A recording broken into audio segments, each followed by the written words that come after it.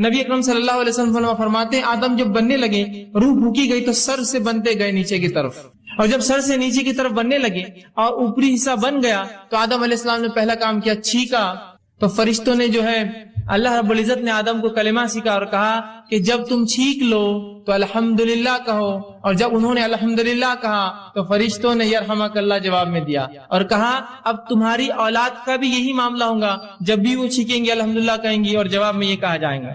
تو آدم علیہ السلام کو جو پہلی عبادت اللہ رب العزت نے کروائی وہ ایک دعا تھی۔ اسی طرح اللہ رب العزت نے آدم علیہ السلام کی جو توبہ قبول کی وہ بھی دعا کے ذریعے کی۔ تو دعا ایک مستقل عبادت ہے، یاد رکھیے، یہ کبھی کبھار ہونے والا عمل نہیں، یہ ہمیشہ ہونے والا عمل ہے۔ اسی طرح تمام عبادتوں کے اندر دعا ایک ایسی عبادت ہے جس کے لیے نہ کوئی وقت ہے، نہ کوئی گھڑی ہے، نہ کوئی جگہ ہے، نہ کوئی حالت ہے کہ طہارت ہونا نہیں ہونا، نہ کوئی مقام ہے، بلکہ ایک ایسی مستقل مسلسل بترتیب ایک ایسی عبادت ہے جو آپ صبح شام دن رات طہارت بغیر طہارت کے کسی بھی حالت میں سوتے اور جاگتے اور لیٹے اور بیٹھے اور کھڑے سے اور مجمع میں اور انفرادی اور ہر اعتبار سے آپ کر سکتے ہیں۔ ایک ایسی مستقل جہرانہ عبادت جو آپ کبھی بھی کر سکتے ہیں، کوئی وقت کی پابندی نہیں، کوئی مہینے کی پابندی نہیں، کوئی دن اور رات کی پابندی نہیں، کوئی جگہ کی پابندی نہیں، کوئی رکعت کسی چیز کی پابندی نہیں، ایک ایسی مستقل عبادت جو آپ کبھی بھی کر سکتے ہیں، ہر وقت کر سکتے ہیں، ایک ایسی زبردست چیز ہے۔ اسی طرح اگر سیرت النبی کا مطالعہ کرے، نبی اکرم صلی اللہ علیہ وسلم کی سیرت کا مطالعہ کرے تو آپ صلی اللہ علیہ وسلم کی زندگی کی کوئی گھڑی، کوئی پہلو، کوئی موقع ایسا نہ تھا جب نبی اکرم صلی اللہ علیہ وسلم نے دعا نہ کی ہو یا امت کو دعا نہ سکھلائی ہو۔ ایک تو تھا آپ کو دعائیں کرتے، ایک سکھایا بھی کرتے، تو نہ کی ہو یا نہ سکھلائی ہو۔ آپ دیکھیے نا، آپ صبح اٹھے، اٹھنے کی دعا، آپ لوگوں سے ملاقات کیے، ملاقات کرنے کی دعا، سلام کرتے ہیں، بیت الخلاء میں داخل ہوئے صبح اٹھ کر، اس کی دعا، بیت الخلاء سے باہر آئے، پیشاب پیخانہ کر کے آپ جو طہارت خانے سے باہر آئے، اس کی ایک دعا، آپ نے وضو شروع کیا، اس کی ایک دعا، آپ نماز کے لیے نکلے، مسجد پہنچے، مسجد میں داخل ہونے کی دعا، مسجد میں فجر کی نماز پڑھی، نماز کے اندر مختلف دعائیں جو شروع ہوتی ہے ثنا سے لے کر تو تسلیم تک، مطلب تکبیر سے لے کر تسلیم نماز ختم ہونے تک، مسجد سے باہر نکلے تو پھر اس کے بعد مسجد سے نکلنے کی دعا، گھر میں داخل ہوئے تو گھر میں داخل ہونے کی دعا، گھر سے نکلے تو گھر سے نکلنے کی دعا، لباس پہنا تو لباس پہننے کی دعا، اسی طرح جو ہے نیا لباس پہنا، نیا لباس پہننے کی دعا، نئے پھل دیکھے، نئے پھل دیکھنے کی دعا، ہر چیز کی دعائیں سکھائے۔ سواری پہ سوار ہوئے تو اس کی ایک دعا، سواری سے اتر رہے اس کی ایک دعا، شہر میں داخل ہوئے اس کی ایک دعا، شہر سے باہر نکلے کوئی نئے اس کی ایک دعا۔ تو گویا صبح سے شام تک کوئی ایسا زندگی کا مرحلہ نہ ہوگا جس میں ہم دعا نہیں کرتے، حتیٰ کہ طہارت کے معاملے میں بھی دعا ہے کہ بیت الخلاء میں جا رہے اپنے جو ہے طہارت کے لیے تب بھی دعا،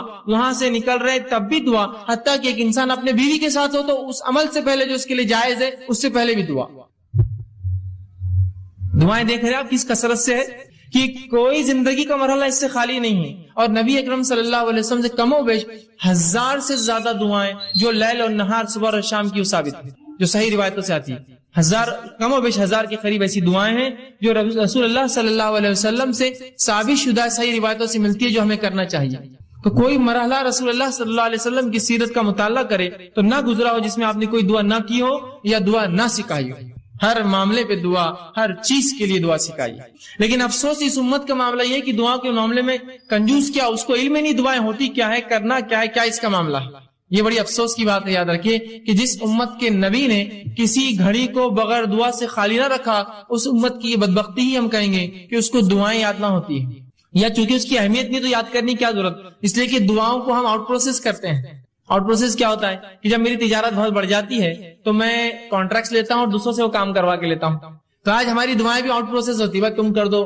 ہمارے گھر میں ایک ولی گزرے، انہوں نے سب کے لیے دعائیں کر دی، ہم تو نبی کے خاندان سے، ان کی دعائیں ہمارے لیے ابھی کافی ہے نا۔ اس طرح سے ہم دعائیں دوسروں سے کرواتے ہیں، خود سے کرنے کوئی معمول نہیں۔ تو دعا یاد رکھی عبادت ہے، اور نبی اکرم صلی اللہ علیہ وسلم کی سیرت میں ہم دیکھتے ہیں آپ پوری زندگی ہر وقت دعائیں کرتے تھے۔ اسی طرح جو ہے اسلام کے دوسرے اعمال جو فرائض جس کو کہتے ہیں، نماز، روزہ، زکوٰۃ، حج، اگر اس کا مطالعہ بھی کرے تو یہ بھی ایک قسم کی دعائیں ہیں۔ نماز کیا ہے آپ کی شروع سے لے کر آخر تک مختلف دعاؤں کا مجموعہ۔ آپ حج کرنے جاتے ہیں، کیا کرتے ہیں حج کے اندر، کیا اعمال ہے آپ کے؟ طواف کر رہے تو دعا، صحیح کر رہے تو دعا، جو ہے میدان عرفہ میں ہے تو دعا، مزدلفہ میں تو دعا، جا رہے تو دعا، مطلب دعا ہی تو ہے حج پورا، دعا ہی تو ہے نماز پوری۔ تو یہ گویا فرائض بھی عبادت ہے، یہ جو فرض عبادتیں ہیں یہ بھی خود ایک قسم کی دعائیں ہیں، یاد رکھیے۔ تو دعاؤں کی شریعت نے بڑی اہمیت یاد رکھی ہے، لیکن آج یہ ہماری بدبختی ہے، غلط فہمی ہے کہ ہم یہ سمجھتے ہیں دعا ایک ایسی چیز ہے جو مشکل حالات میں، پریشانی کے اندر، مصیبت کے اندر اس کو استعمال کیا جائے، ورنہ بہرحال اس کی ضرورت نہیں ہوتی۔ حالانکہ یہ ایک بہت بڑی غلط فہمی یاد رکھیے، بہت بڑی غلط فہمی کہ ہم محض اپنی ضرورت کے وقت دعا کریں، بلکہ ہمیں تو یہ حکم ہے کہ ہر بار ہم دعا کریں، یاد رکھیں، ہر بار دعا کرے، ہر چیز سے پہلے دعا کرے، ہر چیز کی بعد دعا کرے، ہر چیز کی ابتدا میں دعا کرے۔ یہ غلط فہمی کو دور کیجیے کہ دعا کبھی کبھار مصیبت میں پھنس گئے، پریشانی میں پھنس گئے تو کرے، بلکہ دعا ایک مستقل جارحانہ ایک مومن کی زندگی کا عمل ہے جو وہ صبح شام اٹھتے بیٹھتے کھاتے پیتے، عبادتوں سے پہلے، عبادتوں کے اندر، عبادتوں کے بعد وہ جو ہے دعائیں کرتا ہے، اور اللہ رب العزت جو ہے دعاؤں کو قبول بھی کرتا ہے۔ ایک غلط فہمی یہ بھی ہوتی ہے لوگوں کو کہ یار میں نے اتنی دعا کی، ہم لوگ اتنی دعائیں کر رہے ہیں لیکن میری دعا قبول نہیں ہوتی۔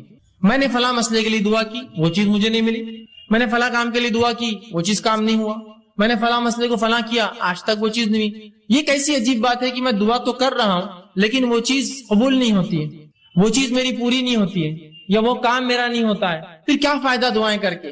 اور جب دعاؤں کا صحیح تصور اور دعا کیا ہے، ہم نے کیا سمجھا؟ دعا مصیبت کی ایک چیز ہے استعمال کی۔ اب مصیبت حل نہیں ہوئی تو پھر دعا کر کے فائدہ کیا ہے؟ ہم نے دعاؤں کو یہ سمجھا کہ مصیبت کی گھڑیوں میں اللہ کو پکارنا یہ دعا ہے۔ اب اگر مصیبت میں نے پکارا اور وہ دعا کا جواب نہ آیا، جو مجھے نہ سمجھا، تو پھر فائدہ کیا ہے دعا کر کے جس کا جواب نہیں آتا، جو قبول نہیں ہوتی؟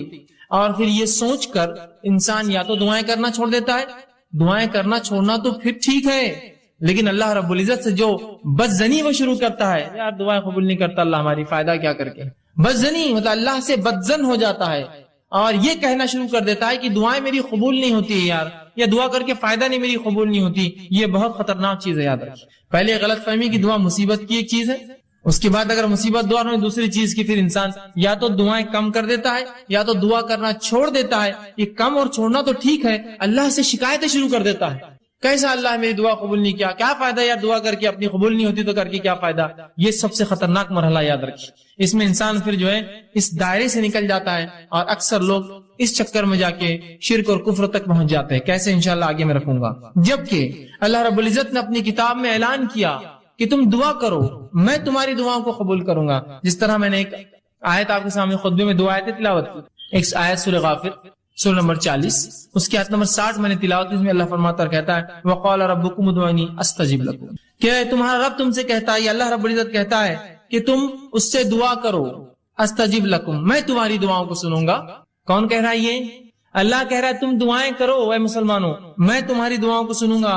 استجب لکم ان الذین یستکبرون عن عبادتی، اور جو میری دعائیں نہیں کرتے، مجھ سے دعائیں نہیں مانگتے اور تکبر کی بنیاد پہ نہیں مانگتے، جو اللہ فرماتا ہے یستکبرون عن عبادتی، جو دعاؤں کو نہیں کرتا تکبر کی بنیاد پہ، اور دعا عبادت چونکہ یہاں لفظ ہے ان عبادتی، جو دعاؤں کی شکل میں میری عبادت نہیں کرتا تکبر کی بنیاد میں، سیدخلون جہنم داخرین، ایسے شخص کو میں جہنم کے اندر ڈال دوں گا۔ سمجھ رہے بات کو کہ جو دعا نہیں کریں گے، تکبر کریں گے، دعا ایک عبادت ہے، تو اللہ فرما رہا ہے ایسے لوگوں کو اٹھا کر میں کہاں ڈال دوں گا؟ سیدخلون جہنم داخرین، ایسے لوگوں کو میں جہنم میں ڈال دوں گا۔ تو وہ اللہ دعا سنتا ہے، نہ کرنے والوں کو جہنم میں ڈالیں گا، تو کرنے والوں کی پھر ضروری اس کے لیے لازم ہے کہ وہ جواب دے، پھر اس کے نفس پہ لازم ہے، جب وہ کہہ رہا ہے مجھ سے کرو، نہ کروں گے تو جہنم میں ڈالوں گا، تو گویا تم کرو میں قبول کروں گا، یہ اس کا معنی ہے۔ دوسری آیت جو میں نے تلاوت کی سورہ بقرہ سورہ نمبر 2 آیت میں 186 اس میں اللہ نے فرمایا وَإِذَا سَأَلَكَ عِبَادِي عَنِّي فَإِنِّي قَرِيبٌ، کہ میرے بندے اے نبی تم سے سوال کرتے ہیں صلی اللہ علیہ وسلم، کہ میرے بندے سوال کرتے سَأَلَكَ عِبَادِي عَنِّي، میرے بارے میں، فَإِنِّي قَرِيبٌ۔ اگر قرآن کا آپ اگر طرز دیکھیں، قرآن کا جواب دینے کا اگر انداز اور اسلوب دیکھیں، قرآن میں جب بھی رسول اکرم صلی اللہ علیہ وسلم سے سوال ہوا تو اللہ نے فرمایا وہ تم سے پوچھتے ہیں فلا کہہ دو قل، وہ تم سے پوچھتے ہیں چاند کے بارے میں، کہہ دو قل کے لفظ آتے ہیں۔ سبحان اللہ، اس آیت پہ غور کیجیے، اللہ نے فرمایا وَإِذَا سَأَلَكَ عِبَادِي، میرے بندے میرے بارے میں پوچھتے ہیں، فَإِنِّي قَرِيب، کہہ دو بھی نہیں کہا، رسول کو نکال دیا بیچ میں سے، فَإِنِّي قَرِيب، کہہ دو ان سے کہ میں قریب ہوں، نہیں کہا فَإِنِّي قَرِيب، میں قریب ہوں ان سے۔ مطلب گویا جملے اور الفاظ کے اعتبار سے اس کے اندر قالا کا لفظ بھی نہیں آیا کہ نبی تم کہہ دو قل ان سے، یا قال یہ تم ان سے کہہ دو کہ میں قریب ہوں. رسول اکرم صلی اللہ علیہ وسلم کو بھی وہاں سے نکال کر انی قریب سیدھا جواب دیا گیا. حالانکہ سورہ بقرہ اٹھائیے، سوالات کا ایک سلسلہ ہے سورہ بقرہ میں، ہر سوال کے بعد آتا ہے کہ آپ سے سوال کرتے قل ان سے جواب کہہ دو، قل ان سے کہہ دو، قل ان سے کہہ دو، کہ اس کا معنی یہ. یہاں جب سوال ہوا کہ میرے بندے پوچھتے میرے بارے میں، تو رسول اللہ صلی اللہ علیہ وسلم کو قل بھی نہیں کہا، نکال دیا فانی قریب، سیدھا اتنا قریب ہوں کہ مجھے یہ بھی کہنے کی ضرورت نہیں ہے نبی آپ کہہ دو میں قریب ہوں. تو کہا وَإِذَا سَأَلَكَ عِبَادِي عَنِّي فَإِنِّي قَرِيبٌ، جب میرے بندے پوچھتے ہیں میرے بارے میں نبی آپ سے کہہ دو کہ میں ان سے قریب ہوں. اجیب الدعوۃ الداعی اذا دعان، اور جو بھی مجھ سے دعا کرتے ہیں میں ان کی دعاؤں کو قبول کرتا ہوں، ان کی دعاؤں کا جواب دیتا ہوں. اور فرمایا فلیستجیبوا لی، تو انہیں چاہیے وہ صرف میرے سے ہی دعا کریں، مجھے سے ہی مانگے. ولیؤمنوا بی، اور مجھ پر ایمان لائے. لعلکم یرشدون، شاید کہ وہ ہدایت یافتہ ہو، شاید کہ وہ رشد و ہدایت پر قائم رہے. تو یہاں اللہ رب العزت نے اس کی وضاحت کر دی کہ اے لوگو تم پوچھتے ہو میرے بارے میں قریب ہوں، تمہاری دعاؤں کو سنتا ہوں، لہٰذا تم صرف مجھ ہی سے دعا کرنا تاکہ تم جو ہے رشد و ہدایت پر رہو. ولیؤمن، ایمان مرحل شرط ہے ہر چیز کے لیے، تو میں ایمان والوں کی دعائیں قبول کرتا ہوں. اور آگے فرمایا جو ہے تاکہ تم رشد و ہدایت پر قائم رہو. تو یہاں اس آیت نے وضاحت کر دی. اسی طرح رسول اللہ صلی اللہ علیہ وسلم فرمایا اور کہا، جامع ترمذی کی روایت آپ نے فرمایا ان الدعاء هو العبادہ، دعا عبادت ہے، عبادت ہے دعا، یاد رکھیں. اسی طرح فرمایا جامع ترمذی کی یہ بھی روایت ہے الدعاء مخ العبادہ، دعا عبادت کا مغز ہے، یہ عبادت کا مغز ہے. نماز دعا، حج دعا، یہ مغز ہے. دیکھیے ہر کسی چیز کے بعد دعا ہے نا، حج کے ارکان کر رہے دعا کر رہے، اس میں مغز ہے نا اس کا. تو دعا عبادت کا مغز ہے، یہ اتنی اہم چیز ہے، اس کو امت جو ہے غور کرے اور اس چیز کو سمجھے. اسی طرح اب جب میں نے یہ کہا اللہ کہتا ہے دعائیں کرو اور اللہ دعائیں قبول کرتا ہے، تو اللہ رب العزت دعاؤں کو کیسے قبول کرتا ہے، اس کا کیا طریقہ ہے؟ آئیے اس سے پہلے ایک حدیث دیکھتے ہیں جو دعاؤں کی قبولیت کے تعلق سے کہ اس کی مختصر صورتیں کیا ہوتی ہیں. جب میں نے کہا اللہ دعائیں قبول کرتا ہے تو اللہ دعاؤں کو کیسے قبول کرتا ہے، اس کا طریقہ کیا ہے؟ کیا جو میں مانگوں وہ کر دیتا ہے؟ طریقہ کیا؟ آئیے سنیے.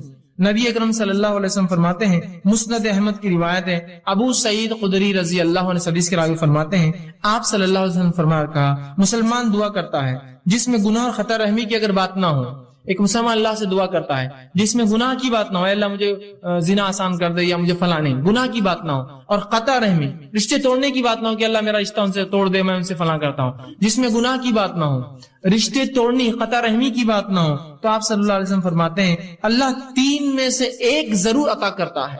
جب بندہ اللہ سے دعا کرتا ہے جو گناہ کی نہ ہو، پہلا شرط، دوسرا قطع رحمی رشتے توڑنے کی نہ ہو، تو اللہ 3 میں سے کوئی 1 کام اس کے ساتھ کرتا ہے. غور سے سنیے تاکہ وضاحت ہو جائے کہ اللہ دعائیں بولتے ہیں نا اسے تو قبول نہیں کرتا ہے، تو کیا کرتا ہے سنیے. 3 میں سے کوئی 1 کام. پہلا، دعا کے مطابق خواہش پوری کر دیتا ہے. اے اللہ مجھے فلاں گاڑی چاہیے، گاڑی مل گئی، دعا کے مطابق خواہش پوری کر دی. اے اللہ مجھے فلاں گھر چاہیے، گھر مل گیا، دعا کے مطابق خواہش پوری کر دی. اے اللہ مجھے فلاں جو خاتون سے نکاح کرنا ہے، دعا کے مطابق آپ کو کر دیا، وہ چیز آپ کو عطا کر دی. اے اللہ میرے والدین کو صحت عطا فرما، دعا کے مطابق صحت عطا ہو گئی. تو جو مانگتا ہے مل جاتا ہے، پہلی شکل. دوسری صورت دعا قبول ہونے کی سنیے، آپ فرماتے ہیں دعا کو آخرت کے لیے اٹھا کے ذخیرہ بنا دیتا ہے. دعا کو اللہ لے لیتا ہے اور اٹھا کر آخرت میں ذخیرہ بنا دیتا ہے.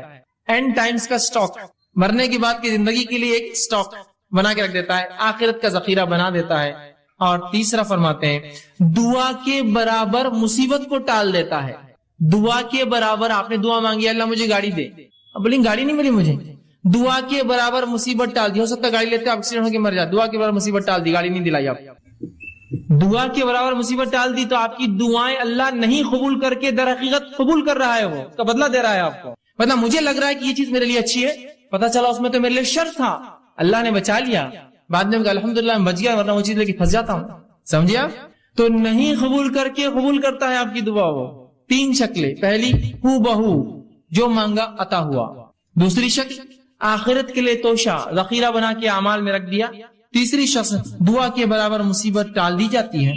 صحابہ نے کہا اللہ کے رسول تب تو ہم کثرت سے دعائیں کریں گے، مطلب دعا میں نقصان کچھ ہے نہیں، صرف فائدہ ہے، تب تو ہم کثرت سے دعائیں کریں گے. تو آپ صلی اللہ علیہ وسلم فرمایا اللہ کے پاس بہت خیر ہے تم جتنی چاہو کرو، اس کے خزانے بہت زیادہ ہے، کم نہیں ہونے والے، کرتے رہ جاؤ۔ اور ایک دوسری روایت میں آپ نے فرمایا ایک بندہ اللہ کے پاس جائے گا، اس کا حساب کتاب ہوگا، وہ کہیں گے اللہ میں نے یہ اور یہ عمل تو کبھی زندگی میں نہیں کیے تھے، مطلب کچھ ایسے عمل اس کے نام عمل میں ہوں گے جو اس نے کیے نہ ہوں گے۔ وہ کہیں گے اللہ یہ کیا ہے؟ تو اللہ کہیں گا یہ وہ تیری دعائیں تھی جو میں نے قبول نہیں کی تھی جب تو نے مانگی تھی دنیا میں۔ تو وہ بندہ کہیں گا کاش کہ میری اللہ کوئی دعا قبول نہ کرتا، اس لیے کہ اتنا اجر ملے گا نہیں قبول ہونے والی دعاؤں کا جسی کو امتحان ہے۔ تو وہ کہیں گا کاش ہے اللہ تو میری ایک بھی دعا قبول نہ کرتا دنیا میں، آج اس کا اجر ملتا۔ تو کیا ہوتا اس اجر بڑھنے سے، نام اعمال نے وزن نیکیوں کا بڑھنے سے اس کے مقامات بلند ہوتے تھے جنت۔ تو کہیں کاش ایک بھی دعا اللہ دنیا میں قبول نہ کیا ہوتا تو نے میری۔ تو تین میں سے ایک ملتا ہے، یاد رکھیے، اب کوئی دعائیں نہ چھوڑے، اللہ سے ناراض نہ ہو، اللہ سے رسوائی کا اظہار نہ کرے اللہ میری نہیں سنتا ہے، وہ سن رہا ہے آپ کی، آپ کو تین میں سے ایک دے رہا ہے، دعا کے بدلے دعا جو مانگا وہ دے رہا ہے، یا اس کے بدلے آخرت کے لیے اٹھا کے رکھ رہا ہے، یا اس کے بدلے آپ کو اور مجھے اس کے برابر مصیبت کو ٹال دے رہا ہے، مصیبت کو ٹال دے رہا ہے۔ اور کیوں نہ ہو، ہم لوگوں کے لیے کچھ چیزیں ایسی ہوتی ہیں، ہم ظاہر کو دیکھتے ہیں نا، اللہ جو ہے باطن کا جاننے والا ہے، وہ زیادہ بہتر جانتا کیا اچھا اور کیا نہیں۔ میں دعائیں مانگ رہا ہوں، اور اللہ نے قرآن میں فرمایا سورہ بقرہ میں، انسان کبھی کبھار اپنے لیے دعاؤں کی شکل میں بد دعائیں مانگتا ہے، دعائیں نہیں ہوتی بد دعائیں مانگتا ہے، وہ قسم سے اللہ اس کو نہ قبول کر کے رحم کرتا ہے ہم پر۔ مجھے علم نہیں کسی چیز کا، میں دعا کر رہا ہوں اللہ یہ چیز ہی مجھے چاہیے، دعا یوں کرنا چاہیے اللہ اس میں خیر ہو تو مجھے دے، نہیں یہ چیز ہی مجھے چاہیے، اللہ نے کہا ٹھیک ہے لے لے۔ آپ نے وہ چیز لی، اس کے بعد اس کا بھاؤ ختم ہو گیا، وہ چیز بیکار ہو گئی، وہ تو ناقص تھی، اس سے فلاں مسائل تھے، آپ کہیں گے میں نے کیا کر دیا، خیر کی نہیں کیا آپ نے، بس اپیل تھی کہ وہی چاہیے، دے دیا اللہ، خیر کی نہیں مانگی آپ نے، سمجھ رہے؟ تو کبھی کبھار دعاؤں کی شکل میں بد دعائیں مانگتے اللہ سے، سمجھے؟ تو اللہ سے دعا کرنے کا حکم ہے، اس چیز کو سمجھے دعا کیا ہے، یہ بڑی اہم چیز ہے، اور تین میں سے کوئی ایک شکل میں انشاءاللہ العزیز ہماری دعا قبول ہوتی ہے، اور آخرت میں اگر اس کا بدلہ ملے تو انسان کہیں گا دنیا میں کاش قبول نہ ہوتی تو بڑا اچھا ہو جاتا، اس لیے آخرت میں بہت کثیر اس کا بدلہ ملے گا۔ ٹھیک ہے، اسی طرح اب جو میں نے کہا دعائیں قبول ہونے کی تین صورتیں ہیں، اس میں سے جو تین صورتیں ہیں اس میں سے جو ایک صورت اللہ ہو دعا کو قبول کرتا ہے، اس جو سٹیپ جو پہلا قبول جو اللہ ہو کرتا ہے، اس کے پھر دو طریقے اللہ کے قبول کرنے کے۔ اللہ ہر دعا قبول کرتا ہے، دعائیں تین شکل میں قبول ہوتی ہیں، ہو آخرت میں بدلا، اس کے برابر مصیبت ڈالتا ہے۔ تو جو پہلی شکل اللہ قبول کرتا ہے، اس قبول کرنے کی پھر دو شکلیں ہیں، اس قبول کرنے کی دو شکلیں، وہ کیا ہے؟ پہلی شکل یہ ہے دعا مانگی تبھی قبول ہو گئی، آج میں نے دعا کی کل نتیجہ آ گیا، آج میں نے دعا کی پرسوں نتیجہ آ گیا، آج میں نے دعا کی ایک مہینہ بعد رزلٹ تھا میرا اور وہی آیا جو میں چاہتا تھا، تو یہ ہوا فوراً حال میں، مطلب بالکل آپ دیکھ سکتے ہیں اس کی دعا فوراً قبول ہو گیا۔ اور کبھی اس دعا کو اللہ بعد میں قبول کرتا ہے، بہت لمبے عرصے کے بعد، کتنا عرصہ ہم نہیں جانتے، بہت دن بعد کرتا ہے، لیکن تو جو پہلی شکل ہے پھر اس کے دو ٹائپس ہوتے ہیں، پہلا فوراً، دوسرا تھوڑا وقت کے بعد۔ آئیے اس کی مثالیں ہم دیکھتے ہیں، جس میں دعا جو فوری قبول ہو جاتی ہے اس کی ایک مثال ہے، صحیح بخاری کی روایت ہے، آپ صلی اللہ علیہ وسلم فرماتے ہیں تین لوگ تھے بنی اسرائیل سے، اور وہ جنگل میں تھے، زوردار بارش ہونے لگی، تینوں نے گفا میں پناہ لے لی، اچانک اوپر سے ایک پتھر گرا اور گفا کی منہ پہ آ کے لگ گیا، گفا بند ہو گئی۔ تینوں نے کہا اپنے اپنے نیکی کا وسیلہ تلاش کرو اور اللہ کے سامنے ایسی نیکی بیان کرو جو نیکی خالص اللہ کے لیے کی ہوں گی تاکہ یہ مصیبت ٹل جائے۔ پہلے نے کہا اللہ میں نے اپنے والدین کے لیے جو ہے بکریاں چرا کر آیا تھا، والدین سو گئے، میں روز پہلے ان کو دودھ پلاتا، اس دن میرے والدین سو گئے تھے، بچے حالانکہ میرے بھوک سے تڑپ رہے تھے، میں نے پھر بھی بچوں کو جو ہے دودھ نہیں دیا، پہلے والدین کے اٹھنے کا انتظار کیا، انہوں نے پیا، پھر میں نے بچوں کو دیا، یہ میں نے تیرے لیے کیا تھا، اگر تجھے یہ چیز پسند ہے تو جو ہے اس کو جو ہے تو تھوڑا اس مصیبت کو ہٹا دے۔ پتھر تھوڑا کھسک گیا، روشنی اندر آنے لگی، فوراً اثر ہوا دعا کا، فوراً انسٹنٹ دعا ہوئی، اثر ہوا، پتھر تھوڑا کھسک گیا۔ پھر دوسرے شخص نے دعا کی، اور تیسرا بہرحال تفصیلی ہے واقعہ بہت لمبا، تینوں نے دعا کی، ایک کی دعا پہ تھوڑا کھلا روشنی، دوسرے کی دعا پہ اتنا کھلا کہ باہر دیکھ سکتے لیکن نکل نہیں سکتے، تیسرے کی دعا پہ وہ رول کر کے بازو ہٹ گیا اور تینوں باہر نکل گئے، جبھی اللہ نے جواب دیا ان کی دعا کا۔ یہ ایک شکل ہے۔ اب دوسری شکل جو اللہ بعد میں جواب دیتا ہے، جو بعید ہوتا ہے، عرصے بعد دیتا ہے، تو آئیے اس کی مثال قرآن نے دی۔ ابراہیم علیہ الصلوۃ والسلام نے اللہ سے دعا کی، سورہ بقرہ سورہ نمبر 2 آیت نمبر 129، اور فرمایا ربنا وابعث فیہم رسولا منہم یتلو علیہم آیاتک ویعلمہم الکتاب والحکمۃ ویزکیہم۔ اے اللہ ان لوگوں میں سے انہی میں سے ایک رسول پیدا کر، اے اللہ ان لوگوں میں سے۔ دعا کب کیا آپ نے معلوم آپ کو؟ جب اسماعیل علیہ السلام اور حاجرہ علیہ السلام کو لا کر مکے میں چھوڑ دیا، مکے میں چھوڑنے کے بعد جب آئے تو ایک دعا کر رہے ہیں، کیا دعا کر رہے ہیں؟ اے اللہ میری اس اولاد سے، اسماعیل سے اس کی نسل سے، ان لوگوں میں سے جو ہے اللہ فرمائے ربنا وبعث فیہم رسولا منہم، انہی کے اندر سے ایک رسول انہی میں سے بھیج، یتلو علیہم آیاتک، جو تیری آیتیں پڑھ پڑھ کر انہیں سنائے، ویعلمہم الکتاب، اور تیری کتاب کا علم انہیں دے، والحکمہ، اور ان کو نبوی علم احادیث کا علم حکمت عطا فرمائے، ویزکیہم، اور ان کی نفسوں گناہوں سے پاک کرے۔ اور یہ دعا کا نتیجہ کون تھے معلوم آپ کو؟ یہ دعا کب قبول ہوئی؟ نبی اکرم صلی اللہ علیہ وسلم اس دعا کا نتیجہ تھے۔ آپ نے حدیث میں اس کی تفسیر کی اور فرمایا، آپ نے فرمایا میں اپنے باپ ابراہیم کی دعا کا نتیجہ ہوں۔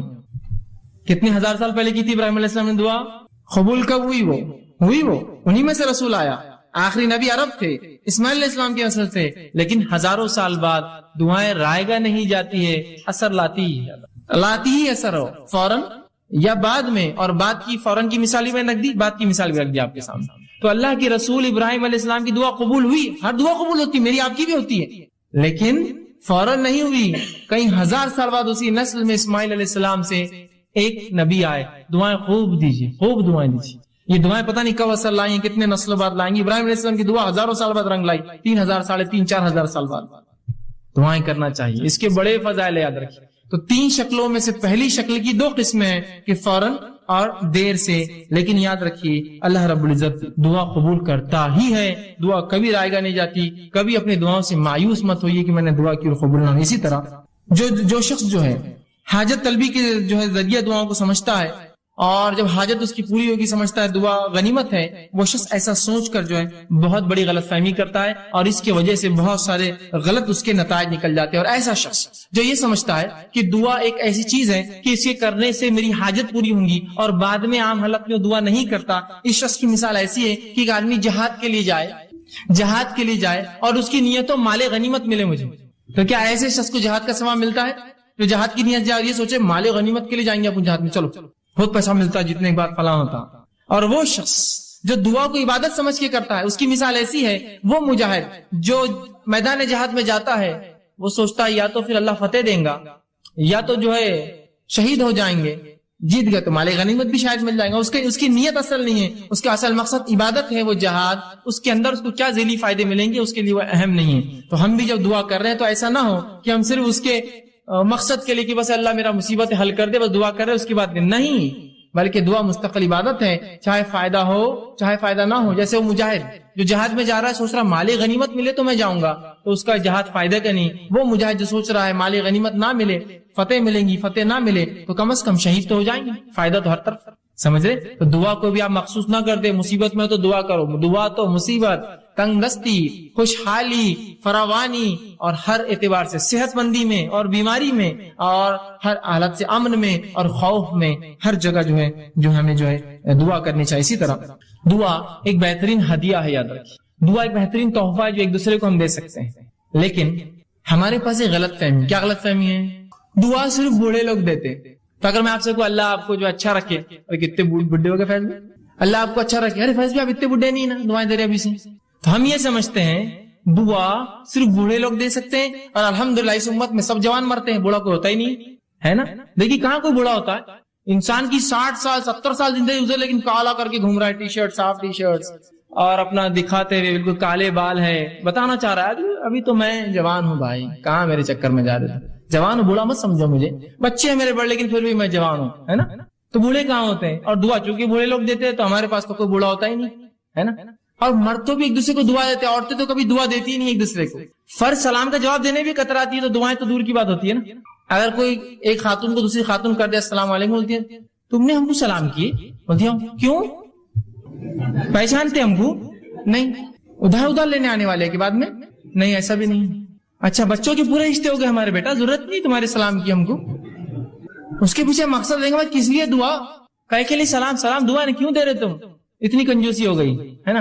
اور عورتیں بھی بوڑھی نہیں ہوتی تھی، اس لیے کوئی ہوتا نا، ایک زمانہ تھا دعائیں دیتے تھے، عورتیں کثرت سے دعائیں دیتے، آج کوئی نہیں تھا، اس لیے کہ دعائیں بوڑھے لوگ دیتے، اور اس امت میں ماشاءاللہ سب جوان مرتے، بوڑھا کوئی ہوتا نہیں ہے، تو لہٰذا دعا کی ضرورت نہیں۔ دعا دیجئے، کثرت سے ایک دوسرے کو دعا دیجئے، دعا ہدیہ ہے ایک دوسرے کو جو ہم دیتے، تحفہ ہے، کچھ نہیں دے سکتے، دعا تو دے سکتے ہیں نا، دوسرے ہدیوں کو پیسہ لگتا ہے، جیب خرچ ہوتا ہے، کچھ مت کیجئے، دعائیں تو دیجئے اچھی اچھی۔ میں ہرگز یہ کہنا نہیں چاہ رہا تحفے دیجیے، مت صرف دعائیں دیجیے، لیکن دعائیں دیجیے لوگوں کو، یہ بہترین ہدیہ ہے۔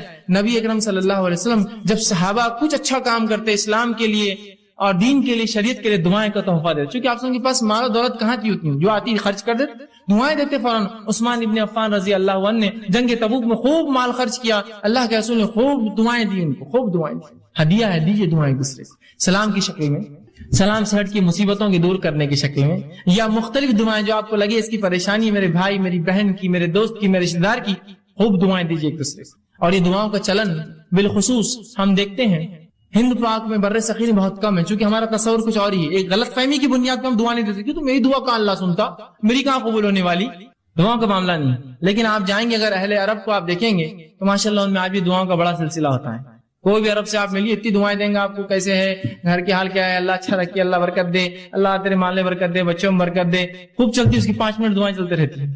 پھر جاتے وقت 5 منٹ دعائیں، 2 منٹ کی اصل بات تھی، میں کام سے آیا تھا، 5 منٹ دعائیں پہلے، 5 منٹ بعد دعائیں چلتے رہتی ہے اس کی، جانے تھا دعا کرتے رہیں گا اس کو، اللہ اچھا رکھے، فی امان اللہ، دعائیں کرتے رہیں گے۔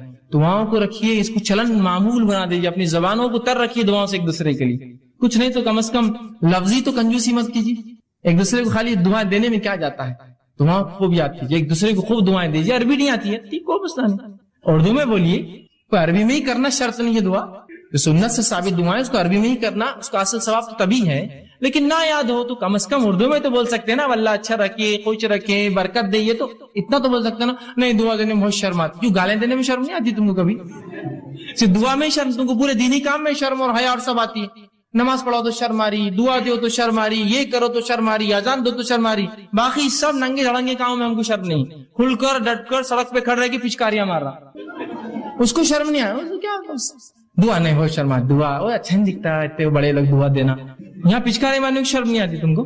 تو جہاں شریعت ہے وہاں شرم و حیا لالی، اور جہاں شرم و حیا ہونا تھا کہ سڑک پہ کھڑے کہ شرم کرو، تھوک رہے ہو تم سڑک پہ، ویسے سڑک پہ تھوکنا بھی درست نہیں، بیچ میں بازو جانا چاہیے، اور اس پر ایک گندی چیز کھا کے تھوکتے ہو جسے دھبے لگتے ہیں عمارتوں پر، زمین خراب ہوتی ہے۔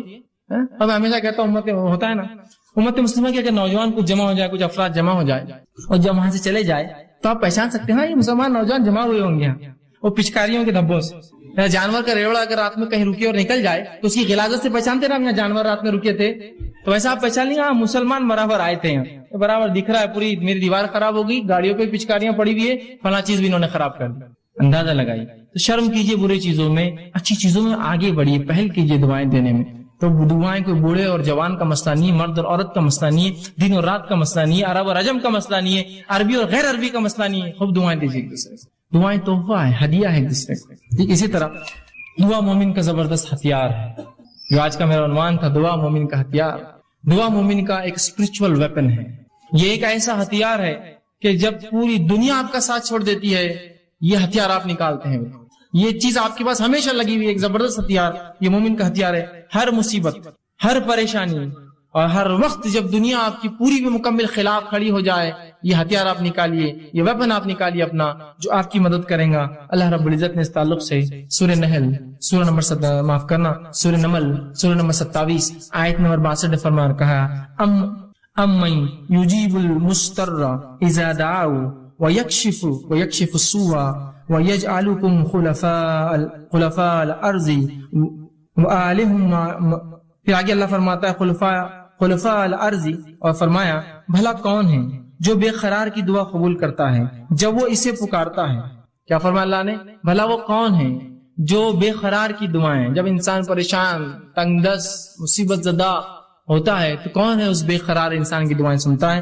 تو دعا میرا اور آپ کا ہتھیار ہے، اور ایک ایسا زبردست ہتھیار کہ جو آپ ہر وقت استعمال کر سکتے، اور مصیبت میں یہ ہتھیار تو بالکل آپ کا سب سے بالکل آخری ساتھی یسوع کہتے ہیں، یہ آپ کے ساتھ ہوتا ہے، اور اللہ ہر کسی کی دعائیں سنتا ہے، جس کے تعلق سے اگر آپ واقعہ دیکھیں تو اللہ رب العزت نے یونس علیہ السلام کا واقعہ آتا ہے کہ یونس علیہ السلام سے ایک خطا ہوئی، خطا یہ ہوئی کہ آپ نے جب اللہ نے اس بستی پر عذاب لانے کا سوچا تو آپ نے سوچا اب دعوت پہنچا کے کیا فائدہ، نکل جاتا ہوں بستی سے، نکل کر چلے گئے۔ جب کشتی میں سوار ہو کے شہر سے جا رہے تھے، ہوا یوں کہ لوگوں نے کہا کہ ایک طوفان آ رہا ہے اور طوفان سے بچنے کے لیے کشتی کو ہلکا کرنا پڑے گا، خرہ ڈالیں گے، لوٹ ڈالیں گے، جس کا نام آیا اس کو کشتی سے باہر پھینک دیا جائے گا۔ خرہ ڈالا گیا، یونس علیہ السلام کا نام نکلا، یونس علیہ السلام کا نام نکلا، لوگوں نے اٹھا کشتی سے پھینک دیا، جو ہی آپ کشتی سے گرے ایک بڑی مچھلی نکل کر آئی اور یونس علیہ السلام کو نگل لیا، نگل کے سمندر کے اندھیروں میں چلے گی، وہ لے کر گہرائیوں میں چلے گی یونس علیہ السلام کو لے کر۔ آپ تنہا ہے، مچھلی کے پیٹ میں ہے، مذاق نہیں یاد رکھیے، تنہا ہے، مچھلی کے پیٹ میں ہے، بڑی مچھلی ہوں گی بہت بڑی، اور مچھلیاں بہت بڑی ہوتی ہیں، مچھلی کے پیٹ میں ہے، کوئی سننے والا نہیں ہے وہاں، کوئی دیکھنے والا نہیں ہے۔ اس اندھیرے سے یونس نے آواز دی اپنے رب کو اور کہا، اللہ پر رب العزت نے اس بات کو اپنی کتاب میں سورہ انبیاء سورہ نمبر 21 آیت میں 87 اور 88 فرما کہا، فنادى في ظلمات ان لا الہ الا انت سبحانک انی کنت من الظالمین۔ یونس نے اس اندھیرے سے اپنے رب کو آواز دی ظلمات سے کہ لا الہ الا انت سبحانک، اے اللہ تیرے علاوہ کوئی ذات نہیں ہے، عبادت کے لائق تیرے علاوہ کوئی الہ نہیں ہے، انی کنت من الظالمین، میں گناہگار تھا۔ تو اللہ رب العزت نے یونس کی اس ظلمات سے آواز کو سنا اور نکال دیا یونس کو ظلمات سے باہر۔ تو اللہ رب العزت سب کی سنتا ہے، مانگنا تو آئے۔ یونس علیہ السلام نے اس گہرائی سے، سمندر کے اس گہرائی اور ظلمات سے آواز دی اپنے رب کو، اللہ نے فرمایا فنادى في ظلمات ان لا الہ الا انت سبحانک انی کنت من الظالمین۔ اس نے آواز دی اور اس اندھیرے سے کہا، اے اللہ تیرے علاوہ کوئی الہ نہیں، تیرے علاوہ لائق معبود کوئی عبادت کے لائق نہیں، سبحانہ تیری ذات پاک ہے، انی کنت من الظالمین، وہ میں تھا جس نے اپنے نفس پہ خطا کی، وہ میں تھا جس نے ظلم کیا اور تیرے حکم کی خلاف ورزی کی۔ اللہ رب العزت نے سنی اور کہا فاستجبنا لہ، اور تیرے رب نے اس کی دعا کو وہاں سنا، اس اندھیرے میں جب کوئی نہیں تھا، سمندر کی گہرائی میں سنا، فاستجبنا لہ ونجیناہ من الغم، اور اس کو اس کے غم سے نکال دیا، وکذالک ننجی المؤمنین، ہم ایسی نجات دیتے اپنے ایمان والے بندوں کو۔ سمجھ رہے ہیں بات؟ ابراہیم علیہ السلام لا اولاد، اولاد نہیں ہے آپ کو، نہ لڑکا ہے نہ لڑکی ہے، سوچتے ہی مشن کون لے کے چلیں گا میرے بعد، کوئی لڑکا اور میرا جو مشن لے کر چلے۔ اللہ سے دعا کی، اللہ نے قبول کی۔ انبیاء علیہ الصلوۃ والسلام آہو بکا کر رہے ہیں، گڑ گڑا رہے ہیں، دعائیں مانگ رہے ہیں، پھر کیوں اس امت کو شرم آتی ہے رب سے دعا مانگنے کے لیے؟ ابراہیم علیہ السلام نے دعا کی، ایوب علیہ السلام نے دعا کی اپنی بیماری کے لیے، اسی طرح جو ہے زکریا علیہ السلام نے اپنی اولاد کے لیے دعا کی، جو یحییٰ علیہ السلام کی آپ کو خوشخبری دی گئی۔ یوسف علیہ السلام نے جب اس بری عورت نے جو آپ پہ قصد کیا کہ آپ کے ساتھ بدکاری کرے، تو دعا کی، اللہ مجھے وہ جیل زیادہ بہتر ہے بنسبت اس عمل کے۔ اللہ نے دعا قبول کی اور جیل میں ڈال دیا، اس لیے کہ ورنہ وہ زنا کرنے کے اوپر تلی تھی، آپ نے کہا وہ جیل بہتر ہے اس زنا سے، اللہ نے جو آپ کو بچا لیا اور جیل میں ڈال دیا۔ اندازہ لگائیے ان لوگوں نے اللہ سے دعا کی۔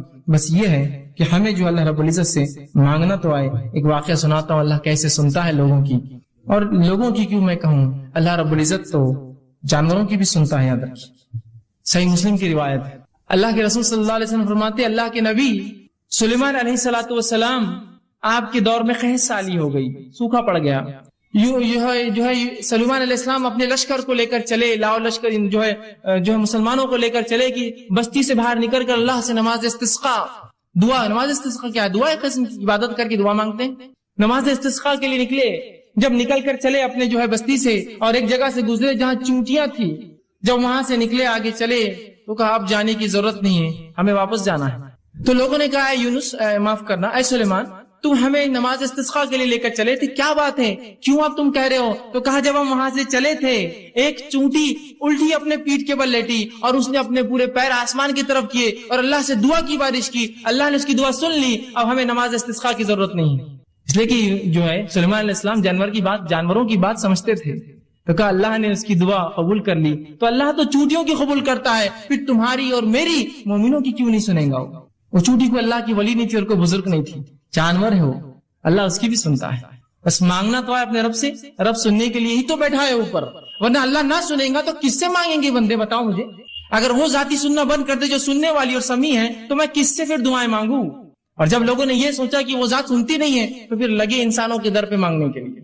آج جو سب سے افضل دعا، افضل عبادت دعائیں ہیں، کہاں مسلمان مانگتے ہیں، کن کن دروں پر مانگ رہے اللہ کو چھوڑ کر؟ ذرا غور کیجیے، یہ غلط فہمی ہے، اس کی بنیاد ہے کہ اللہ سنتا نہیں، ہماری سنتا نہیں، گنہگاروں کی سنتا نہیں، وہ تو صرف بزرگوں کی ولیوں کی سنتا ہے، اور ایسے فالتو قسم کے عقیدے، اور ان عقیدے کو میں فالتو لفظ کہنا بھی بہت فالتو سمجھتا ہوں، فالتو بولنا چاہیے ایسے عقیدوں کو، جن عقیدوں کا نہ سر ہے نہ کوئی ٹانگ ہے شریعت کے اندر۔ جس شریعت نے آپ کو سب کو اختیار دیا دعائیں کرنے کا، پتہ نہیں کس نے شریعت سے اس کے دعاؤں کا اختیار چھین کے کہا یہ تو ریزرویشن ہے ہمارے لیے، ہم کر سکتے ہیں دعا تمہارے لیے، ہم سے مانگو تو ہم پھر تم کو دیتے ہیں۔ ابھی اللہ تک کہاں جاتے ہو؟ ہم تک تو آ جاؤ، پھر اللہ تک جانا دعائیں مانگنے۔ اس قسم کی باتیں کہہ کر مجھے اور آپ کو ایک افضل عبادت سے آج کاٹ کر رکھ دیا۔ اسی طرح جو ہے دعا کے بارے میں جو غلط فہمی ایک بہت بڑی وہ یہ ہے، لوگوں میں جو پائی جاتی ہے وہ یہ ہے، اللہ صرف نیکوکاروں کی سنتا ہے، گناہگاروں کی نہیں سنتا ہے۔ اللہ صرف نیک لوگوں کی، بزرگوں کی، پیروں کی، فقیروں کی سنتا ہے، اور وہ جو ہے سب کی نہیں سنتا، گناہگاروں کی نہیں سنتا۔ اور ہم تو گناہگار ہیں، آپ تو گناہگار ہیں، ہم تھوڑی دعا کر سکتے ہیں اللہ سے۔ یہ یاد رکھیے، ایک بدترین عقیدہ ہے شریعت میں اس عقیدے کا کوئی جو اصول اور کوئی وزن نہیں یاد رکھیے. اور جب انسان یہ سوچ لیتا میری دعائیں تو میں نیک نہیں ہوں، اور ہر انسان گناہ گار ہے، میں نیک نہیں ہوں تو اللہ میری دعا نہیں سنیں گا، لہٰذا کسی پیر، فقیر، بزرگ، ولی، اچھی شخصیت، نبی کسی کو پکڑنا ہوگا اور ان کے ذریعے جانا ہوگا اس دعاؤں کے لیے. جب یہ عقیدہ لے لیتا ہے اور شریعت کا عقیدہ چھوڑ دیتا ہے تو وہ 3 کام کرنا شروع کر دیتا ہے. پہلا کام کیا کرتا ہے؟ بندہ اللہ سے اپنا تعلق ختم کر لیتا ہے اور پیروں اور فقیروں کا محتاج بن جاتا ہے. اللہ سے تعلق کٹ، اب یہی ذریعہ ہے ہماری دعاؤں کی قبولیت کی. دوسرا کام یہ کرتا ہے بزرگوں کو خوش کرنے کے لیے، ان کو عاجز کرنے کے لیے، ان کو اپنی طرف متوجہ کرنے کے لیے نظریں اور نیاز اور کھانا اور پلانا اور مرنے کے بعد جو ہے ان کے آستانوں کے اوپر چڑھاوے چڑھاتا ہے کہ وہ خوش ہو جائے. زندگی اگر زندہ ہے تو خوب کھلاتے اور پلاتے ہیں. بزرگ کے ہاتھ بھی دھو کے پی رہے ہیں، افسوس اس امت کو عقل تو ہو پیر دھو کر بھی پی رہے ہیں. سبحان اللہ. بزرگ ہے نا، اللہ تو اب سننے والا نہیں. پہلے عقیدہ بنا لیا ایک فالتو، میری زبان میں فالتو والا، اور اس کے بعد اب لگے ان کو خوش کرنے. اللہ سے تعلق ختم، ان کو خوش کر رہے، نظریں اور نیاز، زندہ ہے تو اور مردہ ہے تو. اور اس کے بعد تیسرا کام کرتے ہیں، جب یہ سوچ لیتے ہیں کہ اللہ نہیں سنتا ہماری، ہم گناہ گار ہیں، تیسرا کام کرتے ہیں دعا قبول ہونے کے لیے بزرگوں کو وہ مقام دے دیتے ہیں جو اللہ کا مقام ہے. نہیں، ان تک ہی جانا پڑے گا، ان کے بغیر دعا قبول نہیں ہوتی، اور انہی کو راستہ بنا لیتے، اللہ کو مکمل ترک کر دیتے ہیں. جبکہ اللہ رب العزت نے اس کا اعلان کیا، وقال ربکم ادعونی استجب لکم، جو میں نے آیت پڑھی تھی، تمہارا رب تم سے کہتا ہے، ہمارا رب ہم سے کہہ رہا ہے اے لوگو کہ مجھ سے دعا مانگو، استجب لکم، میں تمہاری دعا کو قبول کرتا ہوں. ان الذین یستکبرون عن دعا، اور جو تکبر کرتے ہیں عبادتی، میری اس عبادت میں کی دعا نہیں کرتے تو میں انہیں اٹھا کر جہنم میں ڈال دوں گا. یہاں یہ کہا کیا؟ نیک لوگوں تم دعا کرو، تم دعا نہیں کروں گا تو اٹھا کے جہنم میں ڈال دوں گا.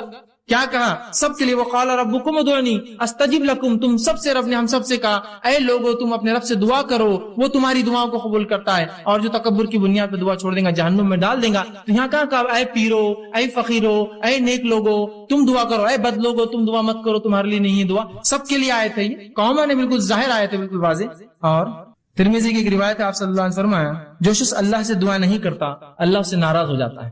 یہاں کہاں یہ کہا کہ تم تو گناہ گار ہو تم مت کرو، جو نیک لوگ دعا نہیں کرتے اللہ ان سے ناراض ہو جاتا ہے. کوئی بھی انسان اللہ سے دعا نہ کرے اللہ ناراض ہو جاتا ہے. اور اللہ گناہ گاروں کی بھی سنتا ہے اور نیکوکاروں کی بھی سنتا ہے. معلوم ہے نیک لوگوں کی بھی سنتا ہے اور گناہ گاروں کی بھی سنتا ہے. آئیے مثالیں لے لیجئے. مثالیں تو لوگوں کا جو عقیدہ ہے اللہ گناہ گاروں کی نہیں سنتا اور نیکوکاروں کی پوری سنتا ہے. تو میں آپ کو دلیل دیتا ہوں، اللہ گناہ گاروں کی بھی سنتا ہے، نیکوکاروں کی بھی سنتا ہے، گناہ گاروں کا بھی انکار کرتا ہے، نیکوکاروں کی بھی نہیں سنتا ہے کبھی. تو بڑے بڑے انبیاءوں کی نہیں سنی اللہ نے. مثالیں لے لیجیے. آئیے سب سے پہلے سورہ رعد سورہ نمبر 13 آیت نمبر 36 اور 38 میں اللہ فرماتا اور کہتا ہے ربی قال انظرنی الی یوم یبعثون.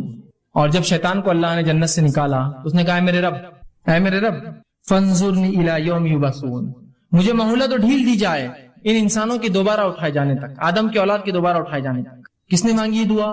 شیطان نے. جانتے نا تمام گناہوں کا سبب دنیا میں جو ہے وہی بنتا ہے، لوگوں کو بہکا رہا ہے، پھسلا رہا ہے، گناہ کروائے نا. سب سے گناہ گار ہے نا، اللہ کا نافرمان ہے. ابھی کہاں سے نکالا جا رہا ہے؟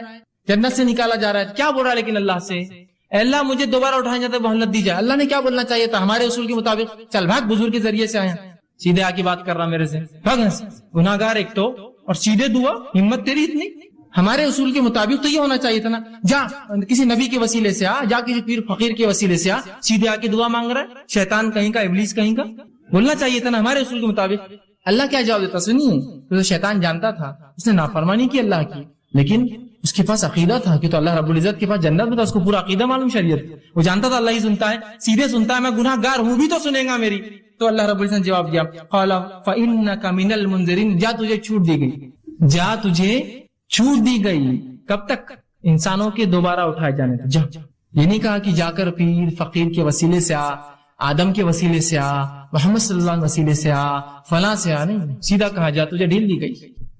برا ہے، گناہ گار ہے، اللہ سیدھی سن رہا ہے اس کی. آئیے اب وہ واقعی سنیے جو اللہ نیکوکاروں کی بھی نہیں سنتا. جو سب لوگ کہتے ہیں نہیں پیر فقیر کے اللہ کبھی ٹالتا ہی نہیں. پیر فقیر تو چھوڑ دیجئے، یہاں انبیاءوں کی نہیں سننا ہے اللہ نے. آئیے سنیے واقعہ. اللہ رب العزت سورہ ہود سورہ نمبر 11 آیت نمبر 45-46 میں اللہ نے فرمایا، اور نوح علیہ السلام سے کہا نوح میں تیری آل کو اس طوفان سے بچا لوں گا، جب طوفان آیا ان کا بیٹا جو ہے جا کر دور چلا گیا. نوح علیہ السلام نے کہا بیٹا کشتی میں سوار ہو جا. آج کوئی بچنے والے نے کہا اے والد میں بہت اونچے مقام پر چلا جاؤں گا.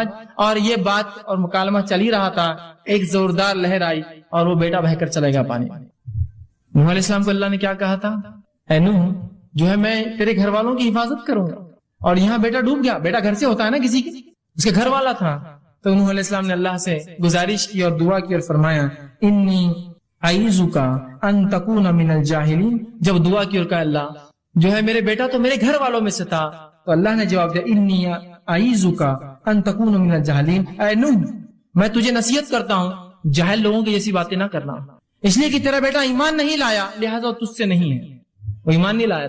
تو یہاں کس کی دعا اللہ نے رد کی, اے نوح جاہلوں میں سے مت ہو جانا, نصیحت کرتا ہوں تجھے آئندہ ایسی بات میرے سامنے نہیں کرنا. اور نوح نے اس کے بعد اللہ سے توبہ کی, اللہ کہا میں گناہگار, میں توبہ کرتا ہوں تجھ سے, میں نے غلط دعا کی تھی. کس کی دعا رد کی؟ یہ اللہ کے پہلے رسول ہے نوح علیہ السلام, رد کر دی. آئیے دوسرا صحیح بخاری کی روایت, ابراہیم علیہ السلام نے اللہ سے دعا کی اللہ میرے والد کو جو کہ کفر پر مرے تھے اللہ ان کو جنت عطا کرنا. جہنم میں اللہ ان کی دعا مانی نہیں, سنی ان کی دعا. اور روز قیامت حدیث میں آتا ہے ان کے والد کو ان کے سامنے اٹھا کر جہنم میں ڈال دیا جائے گا. کہاں سنی, اتنے بڑے نبی ابو الانبیاء, نبیوں کے باپ کہلاتے ہیں آپ, ابو الانبیاء بعد ترک کر دیا اللہ. آئیے صحیح مسلم کی روایت ہے, آپ صلی اللہ علیہ وسلم, آپ کا مقام تو ہم سب جانتے ہیں, آپ صلی اللہ علیہ وسلم دعا کی صحیح مسلم, اللہ میری قوم کو, امت مسلموں کو اچانک جو ہے سیلاب کے ذریعے نہ مارنا, پچھلی قوم میں جیسا مری تھی گناہ کی وجہ سے, اچانک جو ہے قحط سالی سے نہیں مارنا, سوکھے سے نہیں مار دینا, اور آپ